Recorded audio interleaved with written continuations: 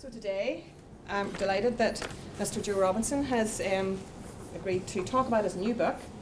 I'm not going to talk very much more. I'm going to ask Maureen Hetherington from The Junction. She's going to do an introduction in 10 words or less. No, just kidding. So Maureen, come on ahead. Thank you. I will be brief. I'm delighted that we have Joe here as a research consultant with The Junction, and I'm sure you're aware, some of you, that he has already presented here before, to great interest for those who attended. Joe is amazing in the way that he approaches peace building. He brings new ways of thinking about old problems, framing peace building in a way that we can actually apply it at the grassroots level. And there's huge excitement and potential around the work that he's doing with us at the moment. He has an MA from the University of Oregon in conflict resolution. He's also got an MA from the Boston University in political sciences, and also Russian studies at the University of St. Petersburg. So I think he knows what he's talking about. More importantly now, he's actually completed a really impressive book on splintered memory, and you'll hear some of that today, so we're really keen to get Joe back. But also Joe's very privileged because I trekked all the way out to Oregon to hear him present his MA, and Professor Shaul Cohen from the University of Oregon is here today to hear him speak here as well. Okay, so over to Joe. No pressure. Thank you.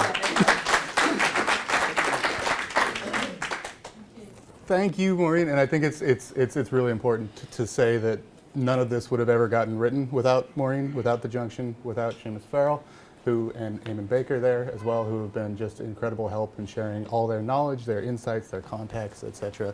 Nothing would have been possible without them. So thank you so much for that, and thanks for Susan again for having me back. It's a privilege to be back. The book itself is in a sort of a final-ish draft state. I have it out with a couple of people that whose opinions I really respect, and they're promised to read it and tell me what they think, and then hopefully after that we'll be able to move towards a sort of a state where a pre-publication. I'm going to talk a bit about the sort of the general themes of the book, and I have a tendency to go long. I know my own proclivities. So if people have further things they want to talk with me afterwards, I'll be, of course, available, and that's something I would love to do. But I want to start by taking you away from Northern Ireland for a minute. 10 days after the September 11th attacks on New York and Washington, then President George W. Bush declared that in a speech to the joint sessions of Congress that the time for grief was past. And now was the time for, quote, resolute action. My question is, why was Bush calling for an end to grief after only 10 days? What was the problem that he saw with continuing to grieve? What was our grief preventing us from accomplishing? And why was it being contraposed with this idea of resolute action? In the aftermath of 9/11, as anybody who's ever had the supreme unfortune of living through a tragedy of that magnitude, the city was in a state of chaos. Nobody knew what had happened to their loved ones, if they were alive, if they were dead, if they were injured, what hospital they were at. And posters like these started appearing all over, literally blanketing South Manhattan. The posters were asking anybody if they had any information for loved ones who might have been in the vicinity of Ground Zero to contact the loved ones and to give them information about where they were. And when I say blanketing, they were everywhere.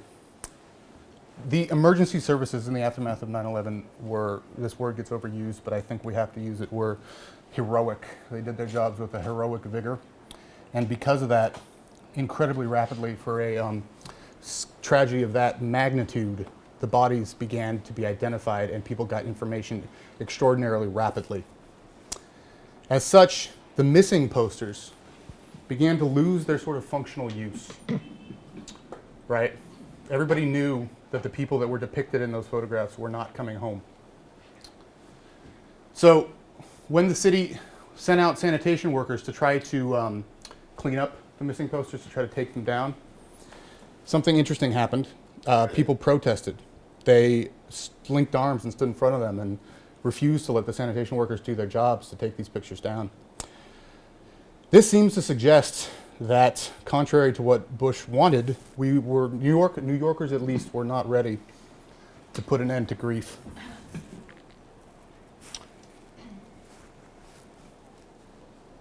I want to notice something very interesting about these missing posters.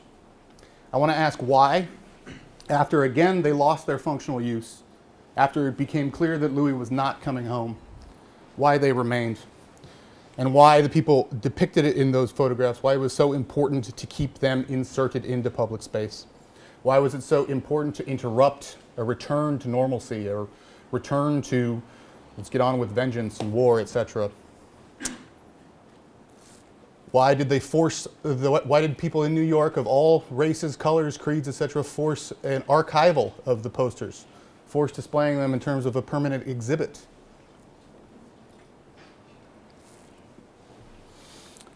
But the US is a very big country. In fact, only a very small minority of Americans actually knew someone who was killed on 9/11. For many, I did not know anybody who was killed on 9/11, thank whoever. For many, the dead of 9/11 people could not or would not identify them as individual faces and humans. For many, the dead of the 9/11 were conflated and consumed into a mass of, and subsumed into political and politicized symbols. They ceased to be human beings as such, and who had lived complex, variegated lives. And they became metaphoric representations of good or of innocence in the face of an omnipresent but unspecified evil emanating from across the ocean.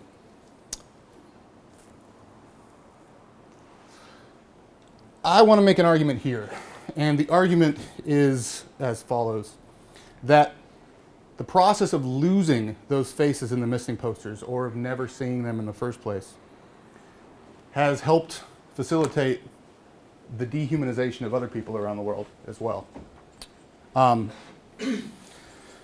impulse to remember human beings as more, above, beyond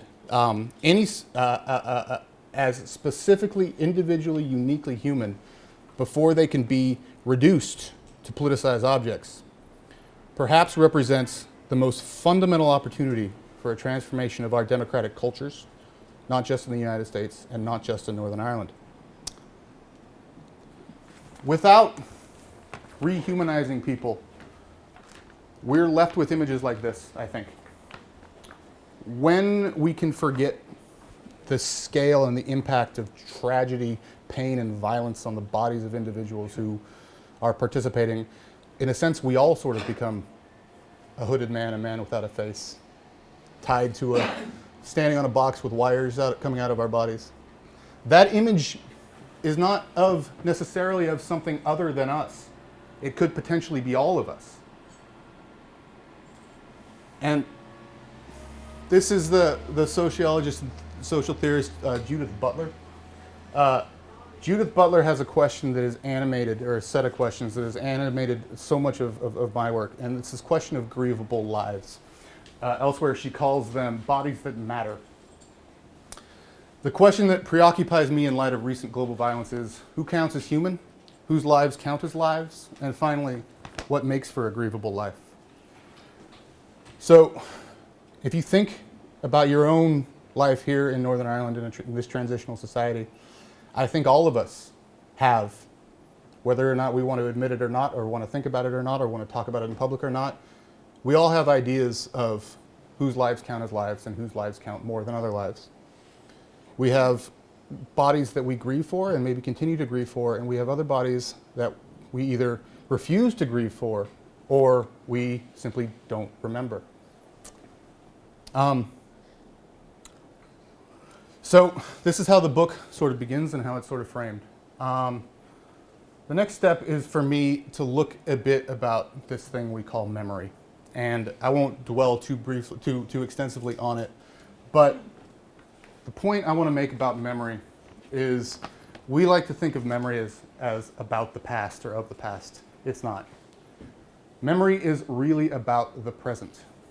Certainly it's about the past, but it's the past filtered through the situations and the people and the context in which we find ourselves today. How you remember the past is a story that you're telling. And it's not a story you're just telling to yourself. You're telling the story in groups, and you're telling it to people that matter to you, to significant others. And it's the story of how you got from there in the past to where you are today and what that means. So if you think about it, the past can be sort of a parable. It can be a lesson of what you should or shouldn't do in the present. That's one way in which memory can work. It can produce also meaning. When we're linking ourselves through memory to the people that have come before, we're producing meaning in sort of the cosmic sense. We're seeking to understand our place, our community, our nation's place in the world and what it means. The past can also be, I wish I'd brought down Eamon's book, because what Eamon brought, the past can also be emplaced into objects, like a book that collects the stories of people. It can be emplaced into places out there, sites of memory where we go and we interact ritually, or at least semi-ritually, with the past. And a lot of these insights come from a debate in the early 20th century between these two. It actually wasn't much of a debate. I don't think Freud ever read Halbwachs, but Halbwachs definitely was very critical of Freud. So most of us know, even if we have never read Freud, what the general sort of Freudian idea of memory is. When we walk down the street, according to Freud, things happen to us. We receive images, and those images are sort of cataloged and stored in our unconscious repository. When something terrible happens to us, and this is where so much of Freud's kind of knowledge is still reproduced today, that can't get cataloged, that can't get stored, it's too painful. And so it's constantly coming out and manifesting itself, and that's what we call traumatic reliving. So for Freud, memory is really an individual experience. The records of the past are kind of coded and stored, and we recall them either unconsciously or when we're triggered by something, or when we have a need to, a functional need to. But Halbwachs says, nah, that's ridiculous. Memory is not individual. It's a collective social process. There's no such thing as an unbiased record of the past. Memory is, in fact, the narratives that we've constructed with other people and then selected to make sense of our present, right? In this chapter, I survey a lot of literature and a lot of different sort of philosophers. Ultimately, I find that Halbwachs' interpretation of this is much more relevant, much more accurate than Freud's. But the real kind of guy who's really interesting, and I think has a lot to say about Northern Ireland, is Nietzsche. And what scholars have often called Nietzsche's problem with the past. So Nietzsche has this thing. He says basically that he compares, Nietzsche's a very kind of iconoclastic person, he compares us all to cattle. And he says, look, in prehistory, the time before society, this imaginary time in history, human beings had no reason or cause to remember the past. Our cognitive faculties were totally geared towards immediate survival in the present. It was only in society, and only in hierarchical societies, where we became told that we had to construct histories and we had to remember the past. Why? Because Nietzsche, the past is used to put us in our place. It says, look, a slave is a slave because his parents were slaves, his grandparents were slaves, his great-grandparents were slaves, and through the forced connection to his past, he or she accepts that his future is one of slavery. So what Nietzsche says, forget the past, blow it up, achieve freedom of the will, and live in the present. Well, that's grossly simplistic. Nietzsche's very hard to read and often contradicts himself, but that's the general sort of gist of it. So, what do we take from Nietzsche? Well, I think we can reject the idea that we can ever fully transcend the past, or that we should. But I do think we take from Nietzsche the insight that some of the ways in which we remember the past are harmful. Harmful to us and harmful to the societies in which we live. The next part of this book, and I promised Seamus I'd talk about this, is something called the state of exception. All right? The state of exception is a concept redeveloped by an Italian theorist named Giorgio Agamben. And Agamben begins with a guy named Carl Schmitt. Carl Schmitt was the Nazi regime's sort of chief jurist and philosopher. And around the time when Schmitt was writing in the early 1930s, a lot of political philosophy was trying to understand this thing called sovereignty, what it is, what it means. And Schmitt comes up with a very sort of simple and easily understood definition of sovereignty. Sovereignty is the person or entity who has the power to suspend the law. Okay? So Agamben takes Schmitt and he goes from there and he says, look what's going on in this post 9/11 world. United States, Great Britain, France, other countries around the world have suspended their own laws in response to this supposed existential threat of Islamic terrorism. So, for Agamben, what we're seeing is this old Schmittian idea of sovereignty reasserting itself. Okay? So I decided it might be interesting to apply this to Northern Ireland during the Troubles, and I did. There was a couple problems with that. The first is that, as we all know, the state, the entity that generally suspends the laws, was not present in a lot of communities that both produced and bore the brunt of Troubles violence. And I marshaled a bit of research to suggest that violent paramilitaries during the Troubles in these sort of neighborhoods functioned as sort of a surrogate state in a lot of ways. Also, the question is the law. In Republican narratives, that's not my phone, by the way. In Republican narratives, British law doesn't apply. British law is colonial law, and it's somewhere in there. It's unethical. It doesn't apply. So, what in fact are they suspending in response to an existential crisis? Well, I suggest that what Republicans were suspending in response to the existential crisis of British colonialism, loyalist violence, security force violence, was the ideals inherent in a polity they wished to produce, in theory. For loyalists, what they were suspending was the humanistic logic, the human rights logic of a state that they wished to protect. Okay? That suspension, I also suggest that the ways in which paramilitaries and former paramilitaries wish to represent the past is one that emphasizes the state of crisis that justified the suspension of, we could call it law, but it's better to call it norms, justified the suspension of those norms. The chief among those norms is the right to life. For Agamben, bodies that find themselves caught in the state of exception, a crisis has been declared. That crisis, by the way, doesn't just get declared. I often think about the old American slogan about the Vietnam War protest slogan, what if they declared war and nobody came? The issue is that the crisis has to be translated to a host community, and it has to be at least tacitly or partially accepted by a host community. So there's a dialogue going on between a proclamation of a threat and acceptance of a threat. And that dialogue's always shifting. It's never the same, right? And at certain times, when the threat is more acute, I'm thinking West Belfast between the years of like 1988 and 1993, when Catholic civilians were being subjected to a veritable, terrifying cascade of loyalist violence. In that threat period, where the threat is so intense and so acute that really anything to alleviate that threat becomes cognitively justifiable. The suspension of the right to life in the state of exception takes a couple forms. In one form, the people caught in the state of exception are reduced to what we would call collateral damage. They weren't targeted, but their deaths are unfortunate, though of course foreseeable, consequences of violent action. As such, those bodies sort of get written out because, oh well, it was an accident. They're reduced to what Agamben calls bare life. Life and nothing but. Okay?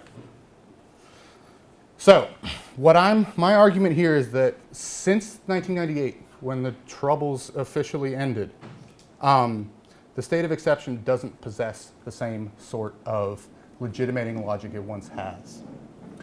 Cracks have opened up.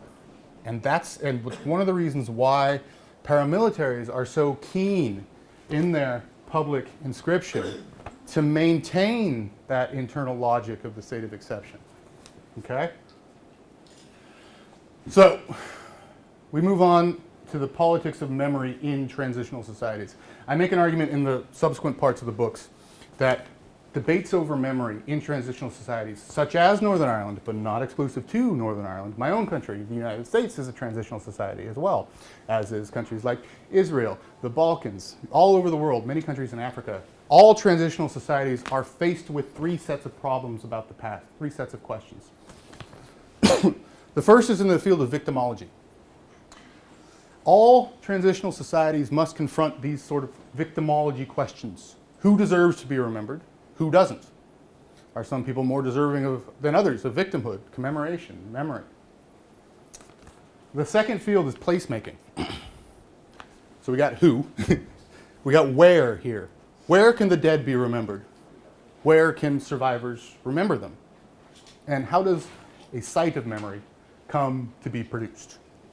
And how does it come to be recognized? Why do people go to it? Why do people attach meaning to it? Why do people attach significance for it? What's this about this place that matters so much? And the final, and I think arguably the most important, though all of them are important, is the how. And I call this inscription. How will the past be remembered? What stories will the ghosts and the bodies tell?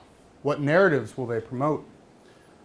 Will the bodies of the dead be subsumed into a political narrative that sees the outcome or the culmination of its narrative as more important than the lives that were lived there, and the lives that it's taken and harnessed to that narrative?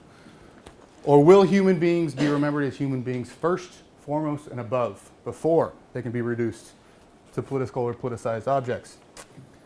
So I'll run through each one of these fields real quick. The Chapter 4 is mainly focused on this thing about the hierarchy of victims in Northern Ireland. And I'm gonna, if I have time, I'm gonna do a little bit of, I'm gonna do a brief reading, so I'll come back to this again. But I look at the hierarchy of victimhood, and I also look at it in how my own respondents who I talked to represented it and thought about it. And I found some very interesting things.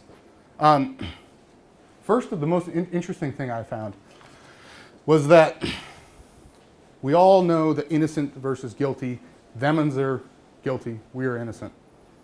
That line is often perceived to be very acute with discourse that emanates from the Stormont establishment or from victims groups. But when you go talk to people who maybe don't have as big of a voice or as loud or as large a podium, you find that discourse is far more complex than that. And often the same person or the same group is producing different sorts of takes on the hierarchy of victim within the framework of the same conversation. The point is that it's not fixed, it's not settled. And there's interesting variations in how people in Northern Ireland view the hierarchy of victims. The next chapter is about place. And sorry, ran past my notes here. Yeah.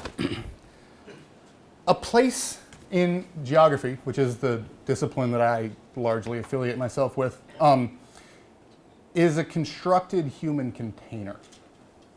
Usually it's got a name. It's nameable. A place can be named, which is what sort of makes a place. But more importantly, a place has boundaries. If it didn't have boundaries, it wouldn't be a place. And because it has boundaries, it has things that are in or of that place and things that are out or outside of that place.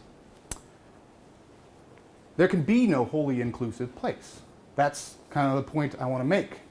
So the question then becomes, in contrast to sort of the platitudes that we often hear in things like the Bloomfield report about creating a shared space or things like that, we need to not be so fixated on this notion, but instead be looking at the nature of the boundaries. Because there will always be boundaries, but maybe we can make those boundaries less oppressive, right? Maybe we can structure our worlds in such ways that moving across those boundaries is a lot easier, okay? That's the main sort of, oh, right. And also, when it comes to death, passing, violence, what is enclosed in those places of memory are ghosts. the ghosts, the essences of people who were lost, and that this site has been constructed to house, in a sense. The idea of housing, creating a place for our ghosts, is as old as ceremonial burial itself, right? But again, this relates to the hierarchy of victims, because when we create homes for our ghosts and places for them to be mourned and grieved, aren't we also implicitly creating spaces where people that aren't of that place cannot be grieved? Well, what does that mean? And inscription. In this chapter, I go around using the Kane website, and I look at a lot of the inscriptions that are attached to sites of paramilitary memory, and use a bit of discourse analysis to try to prove my point that so much of what is inscribed, at least textually at these places, is an attempt to reclaim or reproduce the logic of the state of exception. Okay? But I also find that while paramilitary sites of memory are ubiquitous in Northern Ireland, and they do, in a sense, render a lot of people who would like to remember the past in a different way out of place, there are important and often subtle resistances is not a word, resistance to the monopolization of inscriptive capacity by violent or former violence producers. And chiefly, the way in which people resist is to rehumanize their loved ones. And a lot of people don't want to even think about this as political. And if you press them, maybe they'll say, oh, maybe it's political with a small p. But when you have a memorial like this up in Ballymurphy, surrounded by murals that depict British atrocities, past and ongoing, or that IRA sites of memory, the disjuncture between those sites is telling. And this is resistant in its own way. When we bring in, this is Ronan Kerr, right? I put this picture in because of the thing that happened last week in this town that was very affecting to me, and I'm sure many of you. Inserting faces, again, back into the discourse, saying, hold on, stop. You cannot reproduce this logic until you've taken into account for the face that you killed. Okay? These are resistances. And I call the book Splintered Memory. And the title is kind of a play on this very famous article. These two scholars, I believe one's Israeli and one's South African, have a very famous article where they argue that the politics of memory in transitional societies tend to take two forms. Consensus, where the new state or other authority starts to create this highly consensual narrative of how everyone should remember the past, and fragmented, in which the memory becomes part of different groups all around. I suggest that neither of those really fits Northern Ireland. So I called it splintered memory because I want to say, yes, memory in Northern Ireland is highly fragmented, but within those fragments, there's even more fragmentation. Sites of IRA memory, for example, if you go talk to people who, or loyalist memory, if you go talk to people who live in those neighborhoods, you'll find that they don't always remember the people that are inscribed in those places along the ways we might expect. They often remember them as human beings, people that they lived with, people that they knew. And as such, that's resisting the sort of the hagiography, the valorization of the armed gunman. And that's a whole sort of, that's why I chose to call it splintering, to notice the way that even within these fragments, different sorts of memory leaks out. And I close by going back to the United States, and I say, and I close optimistically, I say, you here in Northern Ireland have a unique opportunity that largely me in the United States doesn't have. Because the United States has a very sort of consensus-producing discourse about its own past and its own history. That Northern Ireland, because there has been no actor strong enough to impose or shape a national memory, has an opportunity to continue an ongoing dialogue about the memory of the offense, the bodies of the dead, and why they had to die. And this is tremendously important. The flip side of that is, of course, the phenomenon that we all know and love, whataboutery. That's a natural sort of offshoot of splintered memory. Well, we have to deal with whataboutery, but we can't accept that the whataboutery that emanates from Stormont establishment, that gets fixated and focused on by the press, that you see everywhere, is actually how everybody in Northern Ireland wants to deal with the past.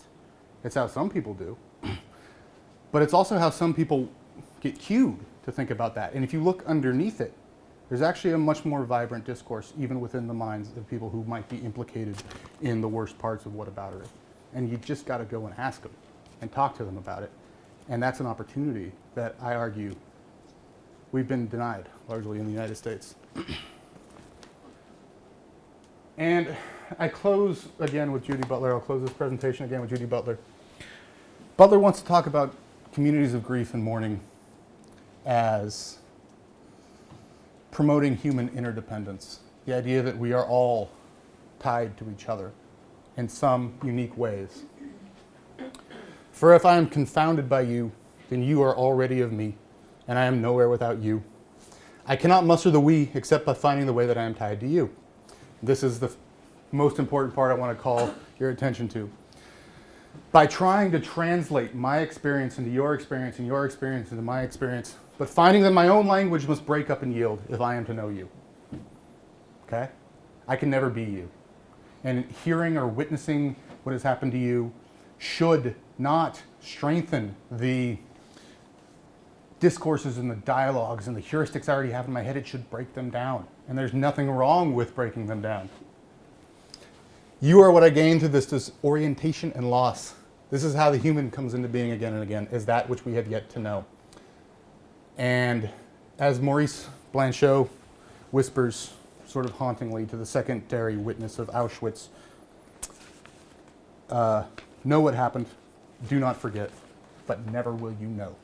And that is what I think is really the essence of what we should be taking from this. So let me see what time it is. I can do a brief reading. I prepared it, and I'm actually much faster than I expected. Or we can go straight to questions. I'll just leave that up to you.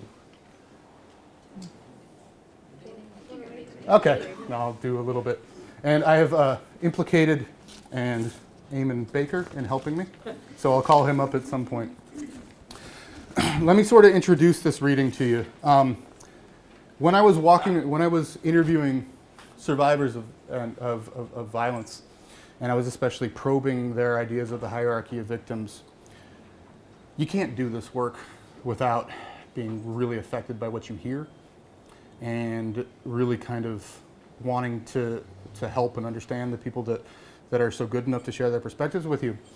And what I was finding was that there's a way of remembering that I called moral clarity. There is a strict delineable line between guilt and innocence, and that any attempts to conflate that does damage to the innocence of my loved one. And there's also another thing that says, that's true, but God, where does that get us? And doesn't terrorism and states of emergency implicate us all? And I call that moral ambiguity. And so I was just struggling with how I would, because I wanted to sympathize with both of those discourses, but I couldn't find them fitting together. So ultimately, I went back to the work of a guy named Primo Levi, who's a survivor of Auschwitz. And I went back to his very famous essay, The Gray Zone. And so that's where I'll start. Levy's primary subject in The Gray Zone is the Sonder Commandos, also known as capos. Jews who were used by the Nazis as collaborators within Auschwitz and across the Lager, or the network of concentration camps across East Central Europe. The capos were responsible for terrorizing new arrivals to Auschwitz and for operating the crematoria and the gas chambers, for which they earned the sobriquet Crematorium Ravens. They did this for a few extra grams of soup or a few extra crusts of bread. They did this because they believed it might help them survive the Lager. It did not. The Nazis exterminated the capos with staggering efficiency because they knew the truth about what was happening there. They did this because maybe there is something within many of us that tends towards collaboration or submissiveness to violent authority. Levy is not interested in trying to crawl inside their heads, and nor am I. For Levy, it is impossible to adjudicate their guilt or innocence. In one of the most powerful, resonant lines I've ever read in any text, Levy argues, and I quote, "It must be the Jews who put the Jews in the ovens. It must be shown that the Jews, the subrace, the submen, bow to any and all humiliation, even to destroying themselves. National Socialism represented an attempt to shift to others, specifically the victims, the burden of guilt, so that they were deprived even of the solace of innocence." The gray zone is the zone of moral ambiguity where there is no possibility of simple guilt or simple innocence.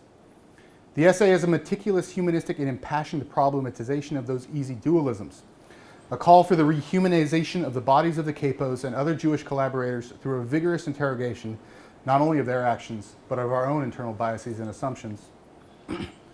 Yet seemingly out of nowhere and seemingly out of step with the larger theme of the essay, Levy imparts to his readers a truly devastating cry from the heart. "I do not know, and it does not much interest me to know whether in my depths there lurks a murderer, but I do know that I was a guiltless victim and I was not a murderer. To confuse murderers with their victims is a moral disease or an aesthetic affectation or a sinister sign of complicity. Above all, it is a precious service rendered, intentionally or not, to the negators of truth." Thus, in this magnificent text, we find a seeming contradiction. Here we find Levy demanding a moral line between victim and perpetrator. I struggled personally for quite some time to reconcile this argument with the larger argument of the gray zone. It could be, simply, that Levy refuses to allow us, especially those of us who were not in the lager, to judge other Jews or other victims of the Holocaust. It could be that as a survivor of Auschwitz, a survivor so tormented by his experience that he would tragically take his own life, Levy cannot extend the same zone of moral ambiguity to Nazis, even to the so-called ordinary men of the Nazi Party, of whom, like the capos, it might be possible to narrate at least a quasi-rehumanizing story. That would certainly be understandable, but I think it is more complex than that. I think that Levy recognizes the dissonance between moral clarity and moral ambiguity and purposely leaves it in. I suggest that Levy invites us, his audience, to sit with this dissonance and the mental turmoil it causes us. I suggest he forces us to witness these two dissonant ideas at the same time, and in doing so, to try to understand that they may not in fact be contradictions, or if they are contradictions, they are necessary contradictions. There is space for innocence, space for recognizing that a loved one was killed unnecessarily, immorally, and for no justifiable reason, that he or she was and is innocent and always will be, that he or she wanted no part of your cause or your methods and you killed him or her anyway, without a thought to the searing pain that would cause in the people that loved him or her. There must be space to say, j'accuse. I accuse the people in the groups who killed my loved one. I accuse the people in the organizations that supported them. I accuse those who gave them money and information and weapons and those who trained them in their use. I accuse the brutal logic of war, violence, and the state of exception. But Northern Ireland was, is, and will likely remain a gray zone. And if people are open to the multiplicity of social narratives that surround them, they may begin to rehumanize those who inflicted such violence and such trauma upon them. Rehumanize, but not excuse. And that partial rehumanization may force people to begin to interact with their memoryscapes, their surroundings, and their social memories in more critical ways. Ways that might finally start to crack the veneer of the state of exception. And from there, I go on to talk about how this works in a number of other philosophers, including Blanchot, Judy Butler, a guy named Dominic LeCapra. But most importantly, for all these great thinkers, for Blanchot, for Brecht, for Butler, for LeCapra and Levy, empathy must be what the Greek philosophers called an aporia. In philosophy, aporia is a productive expression of puzzlement or doubt that rhetorically advances the philosophical dialogue. By suggesting that the empathy of the witness to traumatic violence should be aporetic, I am not suggesting in any way that the truth or falsity of the survivor's claims should be doubted or called into question. The aporia of the survivor is in Levy's dissonance, the tangled fusion of clarity and ambiguity, the resistance to the simplistic, brutal logic of the state of exception that tangled fusion represents. What I mean for calling for aporetic empathy is that we, the witnesses, should doubt ourselves. We are not the saved person, and we are certainly not the drowned. There is space between us, and that space is of the traumatic real. We may have a duty to listen, to witness. We may have a duty to empathize, to weep even, if that is within us. but we do not have the right to colonize or appropriate the body in pain. We have a duty to allow our own languages and discourses to break down in the face of the traumatic real. Walter Benjamin has a line, and though I do not precisely know why, a chill passes through me whenever I hear or read it. And I'm quoting again. A generation that had gone to school on a horse-drawn streetcar now stood under the open sky in a countryside in which nothing remained unchanged but the clouds. In a field of force and destructive torrents and explosions was the tiny, fragile human body. Benjamin's aporia is that fragile human body. That body so easily removed from political rhetoric and social memory in the tumult that surrounds it. Rehumanization is an aporia. It is a pause in the chronology of destructive torrents to remember a human being. And in the process of pausing to remember and mourn that human being and his or her tiny in the cosmic sense, we challenge the state of exception itself. And I'm going to leave you with the testimony of Jack here, personified in this reading by Eamon Baker, who I would, if you wouldn't mind, would come up now. Yeah. Jack's loved one was murdered by an IRA bomb. She was merely in the wrong place at the wrong time. In the subsequent years, Jack went to a bad place. He describes being unable to get out of bed in the morning, of suffering severe depression and a traumatic loss of meaning. Jack was not and is not a violent person. He never sought violent retribution for the murder of his loved one. Rather, Jack chose to confront the person he believed primarily responsible for the murder, Sinn Féin President Gerry Adams, with the memory of his loved one, repeatedly and at every opportunity. Jack's loved one's face is an aphoretic object, a pause in the Republican state of exception, a refusal to let it reproduce itself until it has explained to him why she had to die. Jack wrote Adams a string of letters trying to describe what his loved one meant to him, how much he had loved her, and enclosing pictures of her to show Adams what she looked like. To call Jack's action a campaign would overstate Jack's memory of his intentionality. He describes it to me as not being a fully conscious undertaking, but rather being somewhat driven to it because of a feeling of helplessness and lack of other outlets for his grief. I suppose for a while after the bomb happened, I would have taken placards and stood outside Sinn Féin offices and really hounded Gerry Adams. The idea for the letters and the photographs came when I was thinking about her, because I would have phoned Sinn Féin up and tried to talk to people, ask them why did they murder her, and of course I got nowhere. Once they heard who it was, they put the phone down, or they'd give it to somebody else. I wasn't getting anywhere with that. I suppose for me, I wanted to confront Gerry Adams with who she was. I wanted him to know she was of no real political significance at all, that the IRA had murdered just an innocent girl going about her lawful business. I wanted him to know what she meant to me. That's why I started writing the letters, sending stuff on her birthday, the anniversary of her death, Christmas time sometimes. I would have told him stories about us, about her, about me, about what we got up to. Just trying to get him to know who she was. Jack's weapon is not the gun or the bomb, but his loved one's humanity, her smiling face, their memories together. In doing so, he utilizes his loved one's humanity, delegitimizing a cause that can narratively justify her killing and challenging the state of exception of self. But doing so also seems to have required Jack, as he sought answers to the questions of why did she have to die, to begin inquiring into the Republican mindset, understanding the grief and traumatic experiences of many Republicans, whilst at the same time not sacrificing the powerful tool of innocence that his loved one's body retained. I cannot go into more detail lest I violate confidentiality, but Jack knows the man who detonated the bomb that killed his loved one also suffered a violent death. Once again, in Jack's testimony, we do not just hear, we feel the aphoretic and the dissonant empathy, and hopefully upon hearing it, we are open to receiving the dissonant aphoretic effect in our own ways and in our own bodies. And now I'm going to ask Jack a question.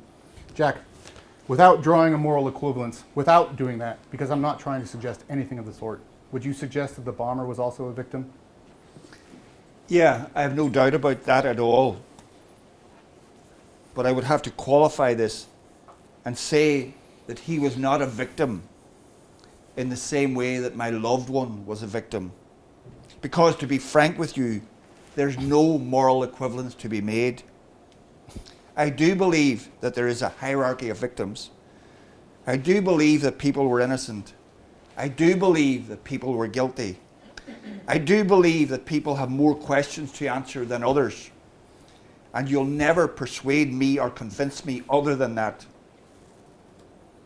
But I think that it's only right that people say and state that at the end of the day, we are coming out of conflict and we have to look at what's left behind.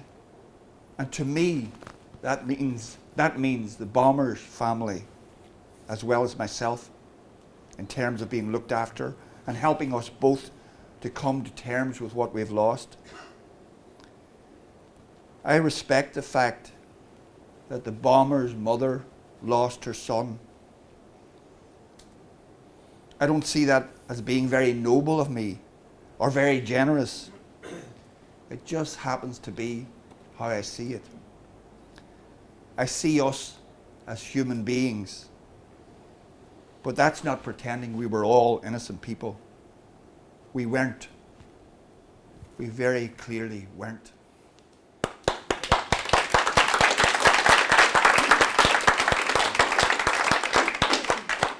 And that's me then. Thanks for listening.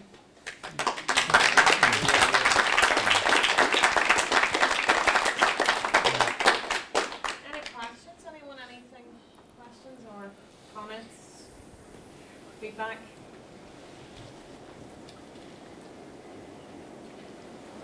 I'm going to ask you one, Joe, and I suppose it comes just when you were talking about the end about victimhood and you talked about the hierarchy of victims.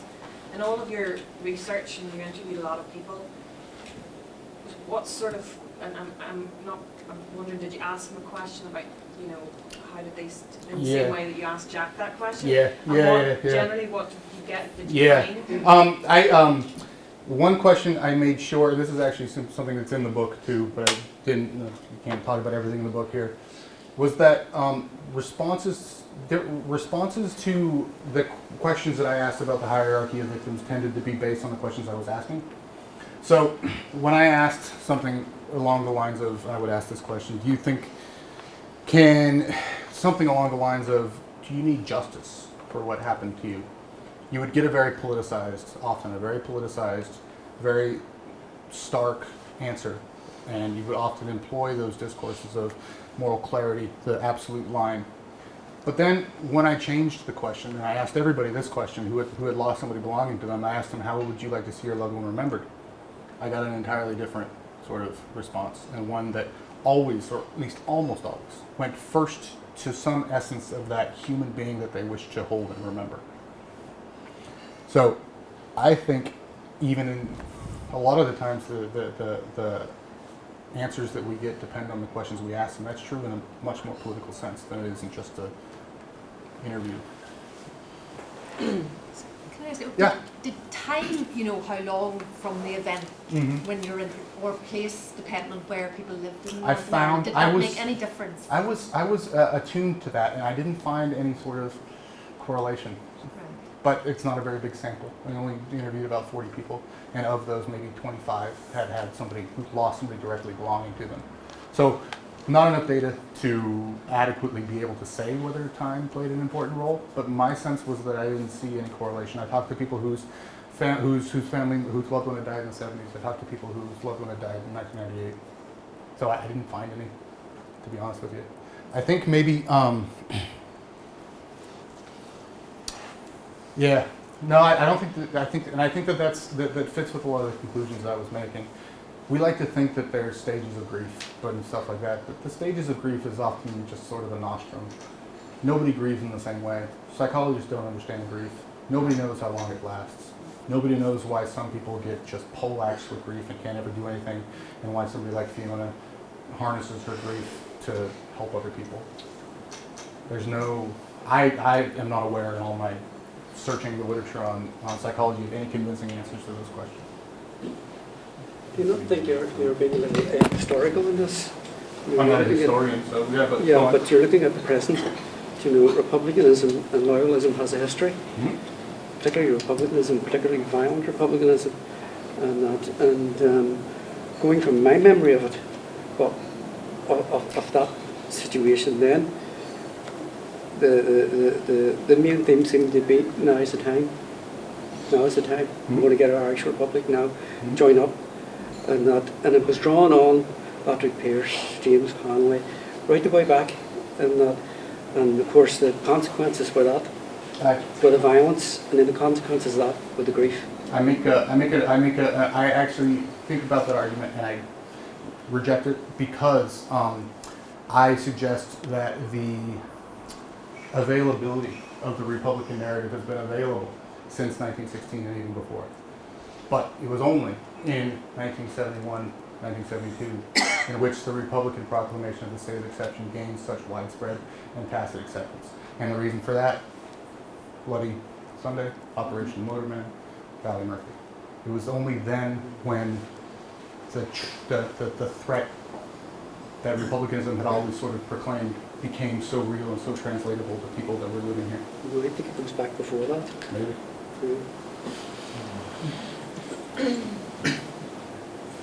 Yeah, Jim. Right, it's just on this state of exception. So, what I hear you saying is that the philosophy that Hitler found to justify Auschwitz is the same philosophy that in the wake of 9/11 has justified. I wouldn't say it's the same. As not No, to the I would say there are, yeah. I'm not making that argument in the book. People throw around Hitler far too easily. What I'm saying is that there's a similarity of crisis justifying suspension of rights inherent in a polity. And yeah. Yeah, but just that I think that that underpinning philosophy can be linked and can be connected to all the actors in the violence here. And Agamben does, I mean, he's using a Nazi philosopher to talk about the global war on terror.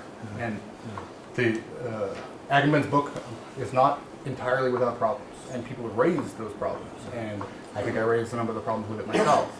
I think actually Michel Foucault probably has a better idea of how that of the nature of power than Agamben does, to be honest with you. Yeah.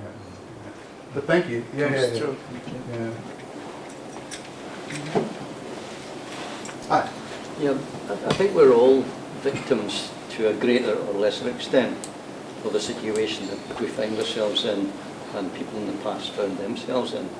But I think we're also, to a greater or lesser extent, responsible for the situation.